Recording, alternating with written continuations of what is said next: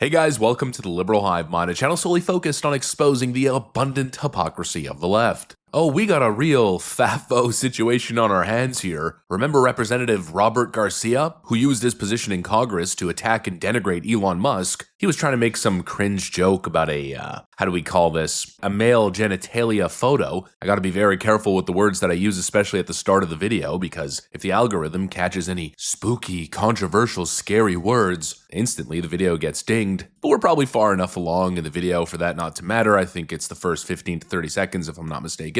Anyways, here's the clip. Chairwoman Green literally showed a dick pic. So I thought I'd bring one as well.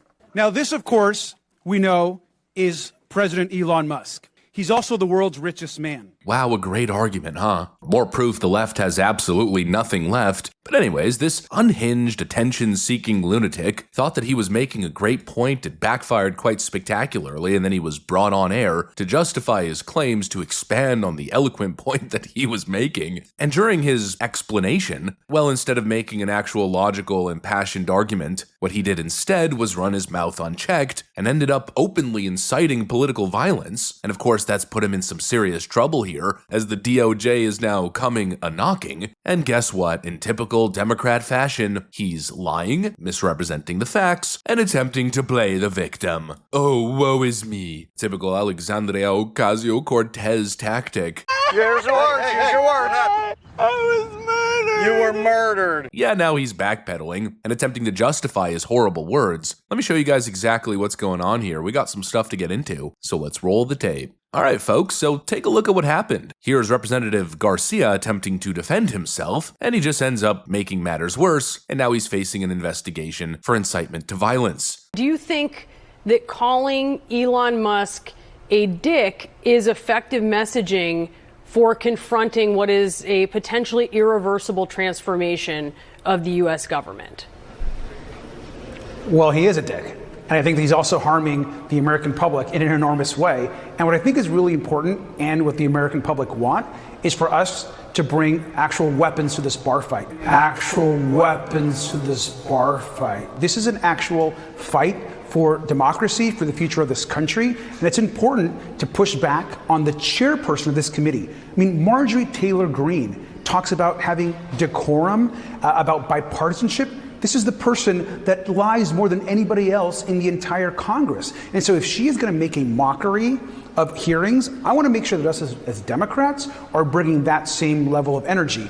And of course, after those comments, we went into exactly what Elon Musk is trying to do: dismantling the Department of Labor, dismantling the Department of Education, dismantling all of our consumer protection agencies. And so it's all important, but it's also important to get the attention of the American public and call Elon Musk out for what he is, and to make people know that Marjorie Taylor Greene is not a serious legislator and she shouldn't be treated as such. Absolutely horrible. And he's now backpedaling, crying about how his calls to bring actual weapons to a bar fight against Elon Musk was just political rhetoric. Oh sure, nothing to see here, folks. Just a sitting member of Congress casually calling for people to arm themselves against one of the most influential men in America working for the current administration. I mean, could you imagine if Donald Trump had said anything even close to that? Donald Trump made a metaphorical point referring to Liz Cheney in her callous, warmongering manner, essentially making the point that if she's so pro-war, then, she should fight on the front lines, or at least she should be willing to. And what did the media run with for weeks? We all remember, right? Donald Trump calls for a firing squad against Liz Cheney, remember that? They totally misrepresented and twisted his words in an attempt to make it seem as if it was a call to violence. Meanwhile, we have Democrats actually issuing calls to violence, and apparently it's just political rhetoric and the media is totally radio silent. And at this point, it's a pattern of behavior, not just the media pretending like this stuff isn't happening or providing zero coverage of it. Like, the Snoop Dogg thing, Madonna's rhetoric, Kathy Griffin, Chuck Schumer, Maxine Waters, now Representative Garcia, the list goes on, and the rabbit hole probably goes a whole lot deeper than that. And it leads me to the same question I always ask in instances like this. How much more evidence do we need? How much more of this needs to happen for the media to at least start playing a little bit fair, and of course, for the relevant legal authorities to actually do something? It's unbelievable. And equally unbelievable is the way these leftoids try to play it off. You heard the guy's words. They were horrible, indefensible. The first thing that he should do is apologize, especially as a Democrat, because the Democrats pretend as if they're the party of ethics. They're the good guys and Republicans are the extreme ones. You know, to keep that image up, you ought to, I don't know, do the right frickin' thing. But no, instead we get, I'm a victim. I'm a Democrat victim. Now that it's time to FAFO, Congressman Robert Garcia retweets the video I played you earlier and says, Trump's Department of Justice is targeting me for criticizing Elon Musk. Members of Congress have a right to speak freely and oppose the administration, especially as they try to destroy our agencies and federal institutions. We won't back down. Yeah, Donald Trump's Department of Justice is just targeting him. They're trying to shut him up because he's criticizing them. Give me a break. First of all, if there was any legitimacy to that claim, there would probably be a, I don't know, pattern of behavior. If Donald Trump was really hellbent on silencing his detractors, I mean, you'd think he'd be attempting to silence the frickin' world. Every Democrat and their mother and cousin is criticizing him constantly, attacking him in the most horrible manner you could imagine, and he's never engaged in that kind of behavior. He's won fair and square, despite the stack deck. But no, in this case, he's coming after to silence Robert Garcia, a literal irrelevant clown who nobody knew about until yesterday, so obviously not exactly believable, but as per usual with these Democrats, the community notes always come with the receipts and always end up being a real thorn in the side of these pathetic Democrat narratives. And that's exactly what happened here. We've got a proposed community note. Representative Garcia is being investigated for a threat of violence for using the phrase, bring actual weapons to a fight against Trump, Musk, and their supporters. If he were simply criticizing Musk as he claims, the DOJ would not have sent a letter. Yeah, no S, Sherlock. The grift is just unbelievable. But really what they're doing is throwing a tantrum because they can't get away with it anymore. Trump's DOJ will not sit idly by as people continue to incite violence. It's been 8 years of this stuff. It's time for it to come to an end. It's time for the legal authorities probably to stop sitting on their hands and actually start holding some of these people accountable. This has gone on for too long. Again, it's not an isolated case of one congressman's reckless rhetoric. This is about the left normalizing political violence for years. It's almost a decade. And then, of course, pretending to be shocked when it blows up in their face. When Republicans use strong language, the media immediately brands it as dangerous, extremist, incitement to violence. When Trump says anything about the Washington swamp, they call it a coup. But when Democrats say things that are 10 times worse, like Garcia, calling for actual weapons to be brought, or Maxine Waters telling people to harass and chase out Trump supporters in public areas, they call it passionate political discourse. Oh, the passions are just so high. They're fighting for a righteous cause. I mean, remember what Democrats were saying back during the BLM riots? They openly encouraged violence. They called for destruction, the language of the unheard. Their rhetoric directly led to billions of dollars in damage. Entire city blocks burned down to the ground to a crisp. It took Joe Biden over 100 days to issue a basic statement denouncing political violence. Innocent business owners lost everything they'd built, and the Democrats didn't care. No, instead they bailed out the rioters to keep going. They called for defunding the police. They essentially created an environment where political violence was not only accepted, but it was encouraged. They laid down the red carpet for Antifa to engage in militaristic-style protests. It's time for this to come to an end. And that seems to be the idea here with this new administration, but some people seemingly haven't gotten the memo. Mr. Garcia being one of them. And boy, is he panicking now. Oh, I'm a victim. The Trump administration is coming after me just because I criticize them. No way, buddy. You just got way too comfortable running your mouth thinking you were operating under the old rules. In other words, a lack of rules, at least for Democrats. Thinking you could say whatever heinous, violent garbage you wanted to with impunity with zero consequence. I guess he thought it was still Biden's America, where leftoids could openly call for violence, incite mobs, and walk away scot-free. But things have changed. Trump is back in charge, and suddenly, these people are realizing that no, you can't just go on TV and casually suggest that people engage in actual violence against Elon Musk or the president and his supporters. That's not protected by the First Amendment. It's extreme and it's illegal. In other words, Representative Garcia here is FAFOing real good.